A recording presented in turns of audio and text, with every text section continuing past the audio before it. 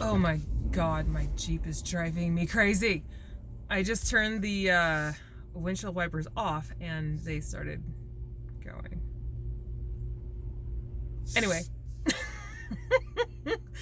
electrical stuff aside, there's something I do not hear talked about very frequently, and this is in the context of emotionally, psychologically abusive relationships and the surviving and the getting away. So when you have been in one of these kinds of relationships, one of the things that survivors tend to do is to overreact. And I'm not saying this is like a thing, but survivors tend to... Whoa.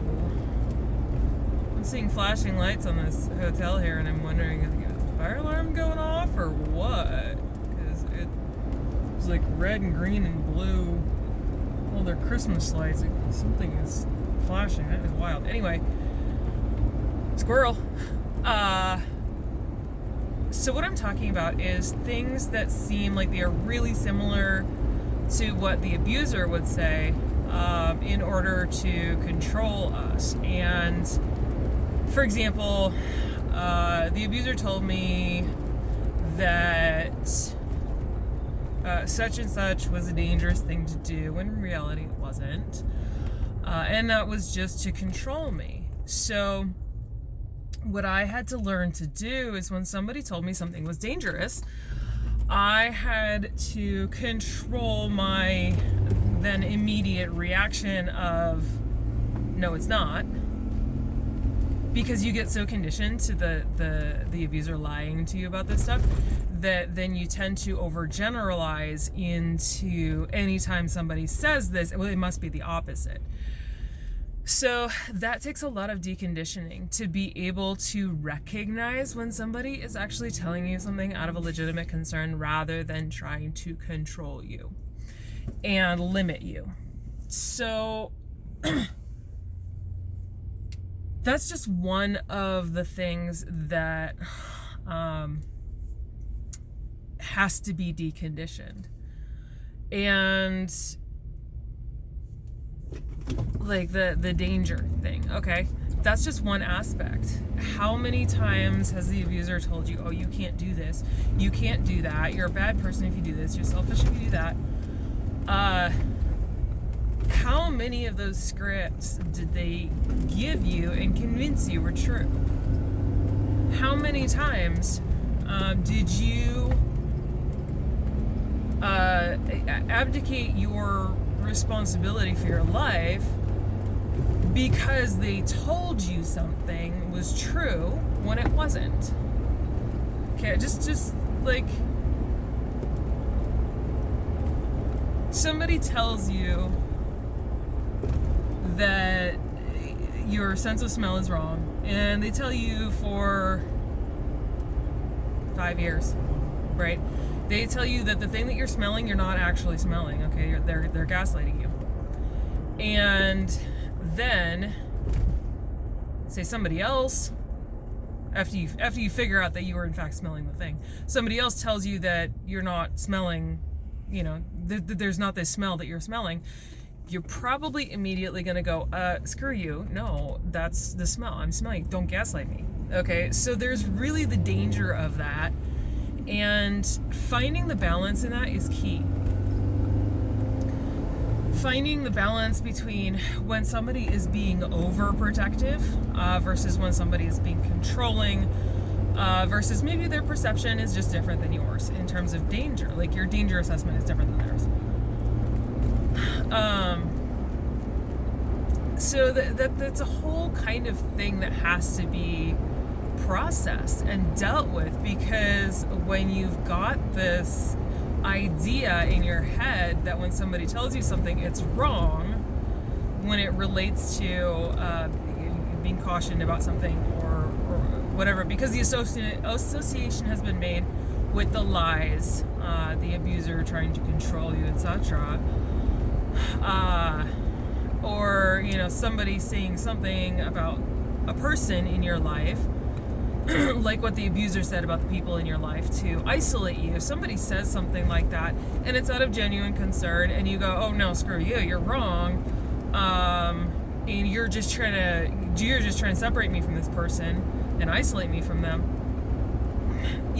that's hard, because if you are just reacting to the abuser, you are still letting the abuser control your life. It's really tough to untangle that sometimes. But with that, taking a step back and doing the assessment of what's really going on here, what's this person's actual motive? Because that's, like I said, that's one of the things. It's okay, narc fleas, right? There are things that, dude, this is a 45, not a 60, bruh. There are things that we pick up from the narcissist, right? And that stupid programming, okay? So the narcissist, what they do is they project their own motives onto other people. They say, oh, you're cheating on me. Oh, you don't love me. Oh, you don't care about me.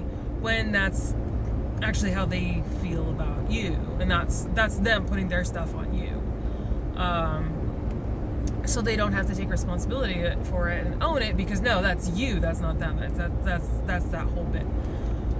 So what happens is you end up projecting the narcissist onto other people, because that's what they taught you to do. They taught you to project them onto other people, because they tell you this stuff about other people, that, oh, so-and-so doesn't like you, so-and-so is talking behind your back. Well, that's what the narcissist is doing. Okay, so just kind of one of those things to be careful of, to watch out for. It's very unfortunate that this kind of thing does happen, but you can come back from it, you can heal from it, and you can actually become an even stronger person after than you were before. It, like I said, it takes a ton of work, but it is absolutely possible, and that is why I'm out here sharing this stuff. Because the more you know, right? For a long time, I did not know what was going on. I didn't know what was happening, and I could not control for that. So when I say control for that, I mean take that into consideration when processing this stuff. So now, whenever somebody tells me something that sounds really similar to something the narcissist said in order to control me, I take a step back and I say, okay, what do I know about this person? Consider the source. And why are they likely to be telling me this? And what am I going to do about it? So rather than just reacting as a narcissist or abuser would have you do, you think through it. You do the plausibility thing. If one of your friends is giving you feedback about somebody else, then you probably want to go outside of that friend's sphere of influence to see if this is, corroborated, and or just go to that person themselves to get a fuller picture, right? So this is something that I should have done when I was with the narcissist, is I should have gone to the other parties and said, hey, is this true?